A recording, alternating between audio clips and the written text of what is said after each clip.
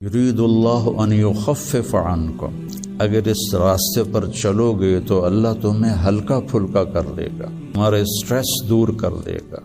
اگر تم اسلام پہ چلو گے، سیکھنے کے لیے ہر میدان میں اللہ تعالیٰ نے محنت رکھی ہے، بغیر محنت کے نہیں۔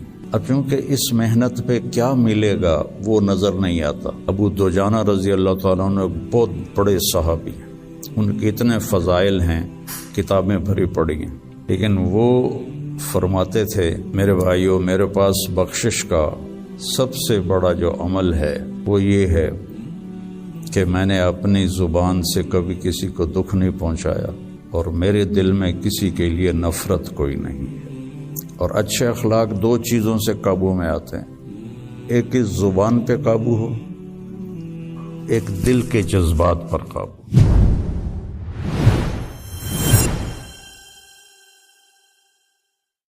بسم اللہ الرحمن الرحیم، والصلاة والسلام علی رسولہ الکریم وعلی آلہ واصحابہ اجمعین، اما بعد۔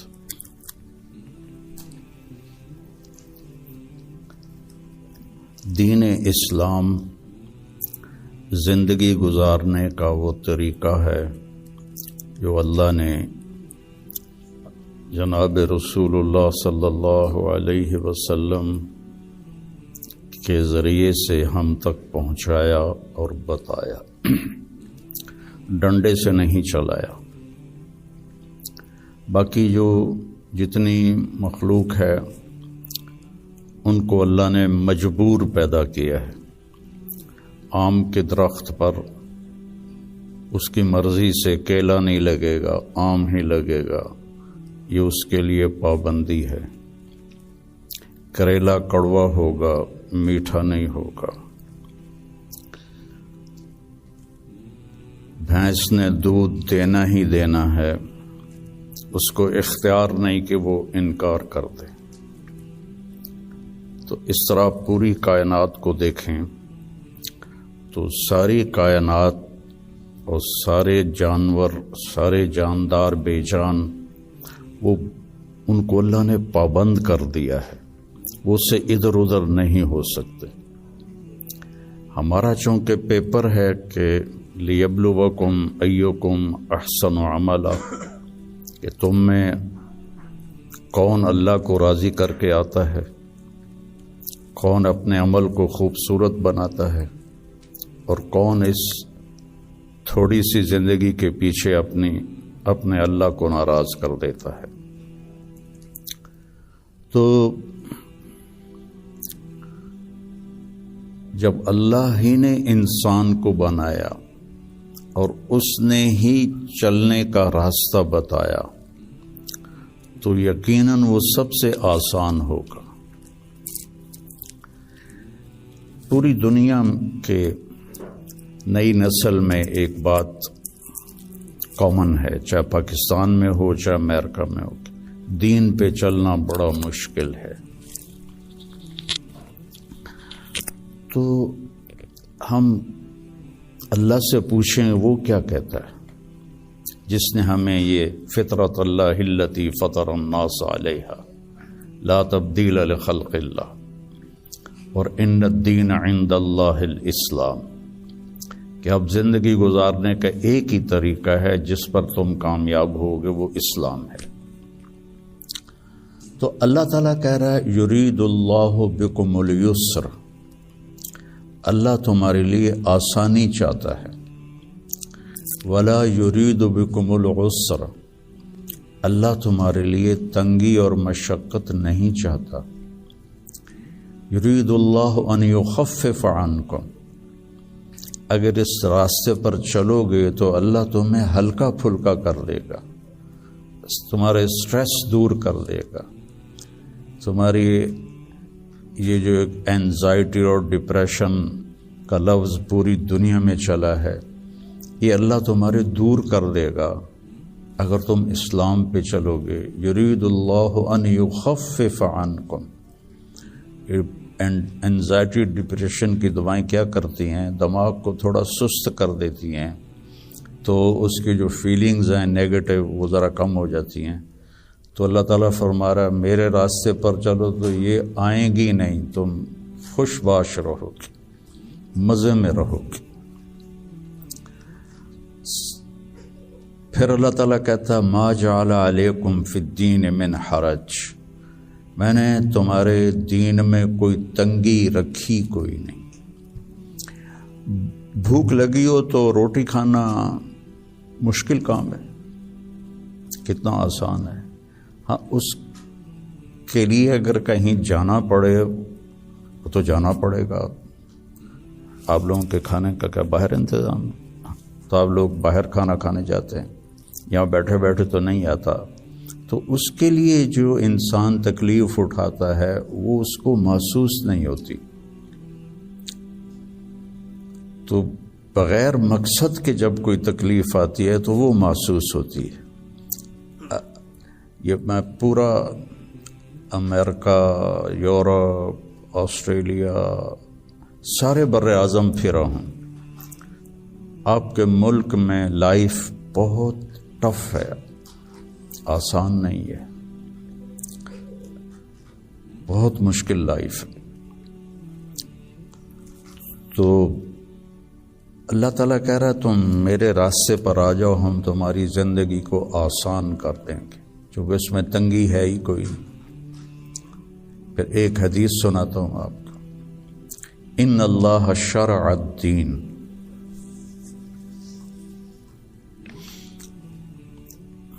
اللہ تعالیٰ نے تمہارے یہ دین کو شریعت بنایا۔ شرع کسے کہتے ہیں؟ بہتے پانی کو کہتے ہیں۔ بہتا پانی کتنا مفید ہے، کتنی پوری زندگی کا نظام پانی کے اوپر چل رہا ہے۔ تو اتنی خوبصورت تشبیہ دی بہتے پانی کے ساتھ کہ جیسے بہتا ہوا پانی، یہ جو سمندر کے کنارے ہوٹل بنے ہوئے ہیں ان کے کرائے زیادہ ہیں، جو اس کمرے کا وہاں ویو سمندر کا ہوتا ہے اس کا کرایہ زیادہ ہے۔ تو پانی پر اللہ تعالیٰ نے زندگی کو چلایا ہے۔ وَجَعَلْنَا مِنَ الْمَاءِ كُلَّ شَيْءٍ حَيٍّ، اور اللہ قرآن میں کہتا ہے کہ میں نے ہر جاندار کو پانی سے پیدا فرمایا۔ تو اللہ کے نبی نے قرآن میں کہا لِكُلٍّ جَعَلْنَا مِنْكُمْ شِرْعَةً وَمِنْهَاجًا ثُمَّ جَعَلْنَاكَ عَلَى شَرِيعَةٍ مِنَ الْأَمْرِ۔ تو اس کے پیچھے وہ خوبصورت معنی ہے کہ بہتا پانی، میٹھا پانی زندگی کی سب سے بڑی ضرورت۔ اس لیے سفر میں آدمی ہو اور پانی کی قلت ہو تو علماء کہتے ہیں نماز کے لیے تیمم کرے اور پینے کے لیے پانی کو محفوظ کرے۔ نماز جیسے عمل کے لیے اللہ نے صحابہ یہی کچھ کرتے تھے کہ پانی پینے کے لیے رکھتے تھے اور نماز تیمم سے پڑھتے تھے۔ تو ان اللہ شرع الدین، پہلی بشارت تو لفظ شرع میں ہے، وجعلہ سہلا، دوسری خوشخبری آسان بنایا،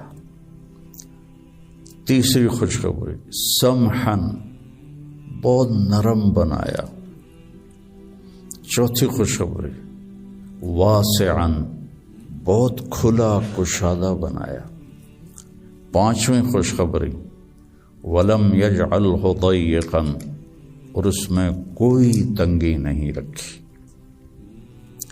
لیکن جیسے ہر چیز کو سیکھنا پڑتا ہے، دین کو بھی سیکھنا پڑتا ہے۔ یہ بڑے بڑے ٹرالے جو چلا رہے ہوتے ہیں، یہ اتنے بڑے بڑے کروز، کئی دفعہ میں نے ان میں سفر کیا ہے، اتنے بڑے بڑے 5-5 ہزار آدمی اٹھا کے وہ جو ڈرائیور چل رہا ہے وہ دیکھنے میں کتنا مشکل ہے۔